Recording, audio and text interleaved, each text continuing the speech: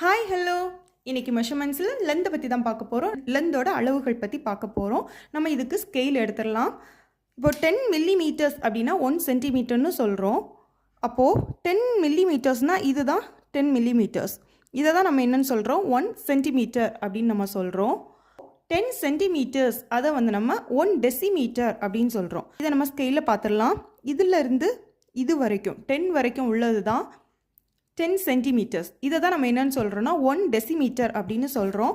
அப்போ 10 டெசிமீட்டர்ஸ் என்னவாக இருக்கும்னா 1 மீட்டராக இருக்கும்.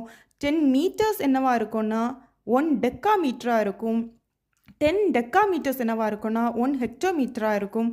10 ஹெக்டோமீட்டர்ஸ் என்னவாக இருக்கும்னா 1 கிலோமீட்டராக இருக்கும். இதை நம்ம வந்து ஸ்மால் லெட்டர்ஸில் தான் நம்ம வந்து டினோட் பண்ணுவோம். இன்னும் நிறைய வீடியோஸ் பார்க்கணுன்னா கண்டிப்பாக நம்ம சேனலை சப்ஸ்கிரைப் பண்ணிக்கோங்க.